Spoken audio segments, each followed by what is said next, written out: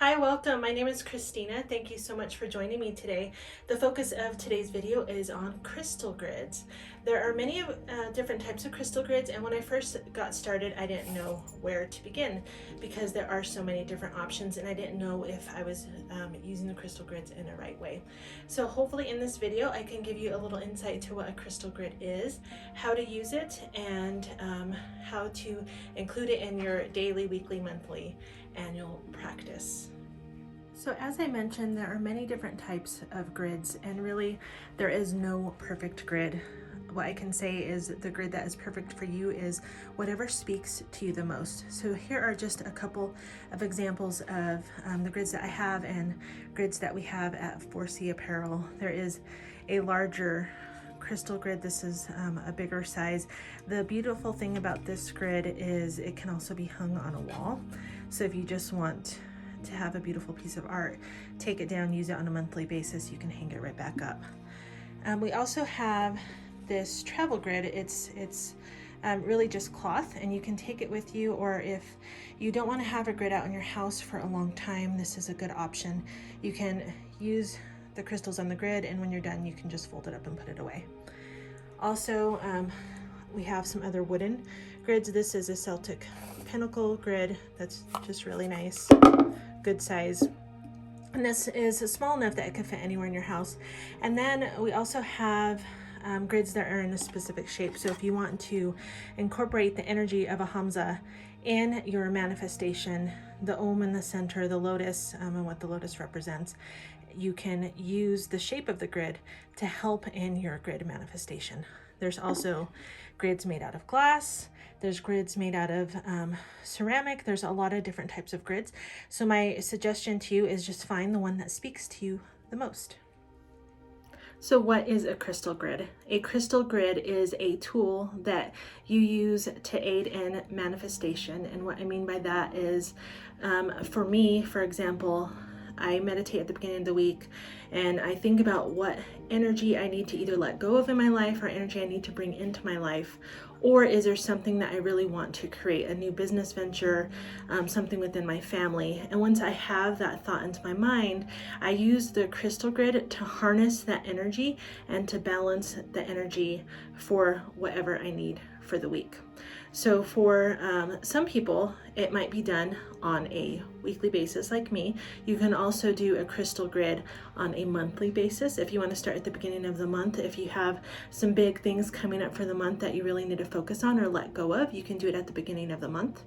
I also create an annual crystal grid that I do at the Lunar New Year, and that grid I keep out the whole year long, and then I just adjust it because my cats knock it over or my son knocks it over.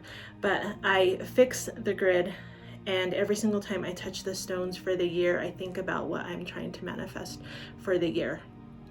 Also, the lovely thing about crystal grids is because it's using a geometric shape, in addition to healing stones, it aids in the manifestation.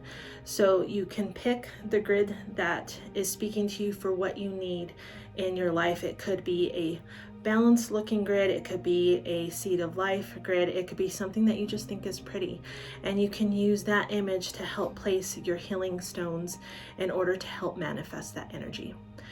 With the addition of the specific healing stones, you can pick a stone that relates to what you're trying to manifest. So today I have some rose quartz and green aventurine for the grid that I will show you how to make. And that's really used to bring more self-love, more love into my life. Rose quartz is the stone known for love, and green aventurine is perfect for the heart chakra, so I will show you that. So in addition to picking the shape of the grid, how often you want to use the grid, and the actual stones themselves, it's a really powerful tool to help you harness your energy, balance your energy, flow with your energy to create what you need in your life. So for today, as I mentioned, I'm going to create a grid based on love. So self-love, love to others, depending on what you need. For me, I'm going to say it's self-love. I'm really too hard on myself most of the time. So this grid will be a reminder to be kinder to myself, take care of myself, and a little reminder that I'm worth it. So what I have picked for my grid today is this adorable cat yin yang grid.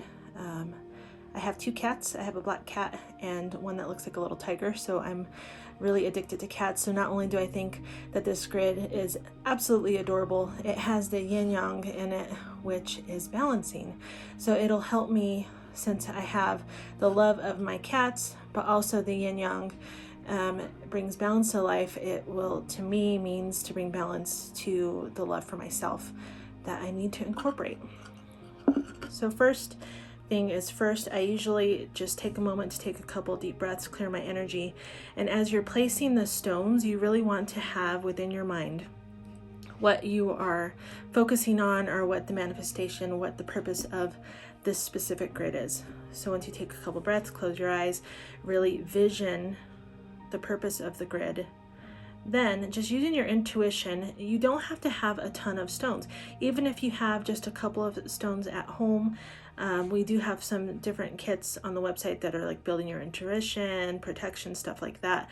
You really don't need anything fancy for your grid.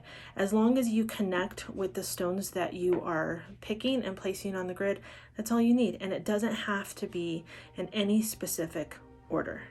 The geometric shape does help with the flow of energy, but if you want a grid that has stones just randomly placed because that's what you need in your life, you need to get out of structure, do that. Just let your intuition pick and help you design your grid, because this is you. There is no right, there is no wrong.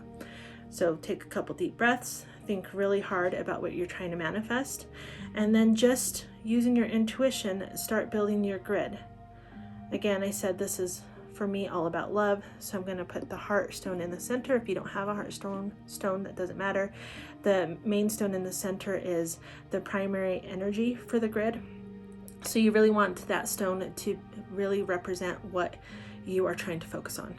And then from there, just start grabbing the other stones and placing it in any order you want on the grid.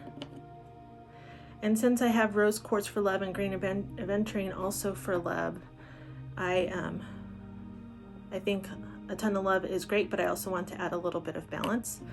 So I'm making a little design. Yours doesn't have to be so designish, but I'm adding in some tiger eye just to add a little extra balance so it's not overly love. I'm going to add those next to the heart. And then also I have some clear quartz chips. Clear quartz is known as a magnifying or amplifying stone. So when you add clear quartz to your grid, it brings more energy for the stones that you have chosen. So I'm really just going to put these on wherever I think they look nice. And then you can just sit, feel the energy of your grid, or just sit and stare at your grid and meditate for a little bit. What some people also do is they write down what their intuition, or not their intuition, what their focus is on, and place it on a piece of paper underneath the grid before they build the grid.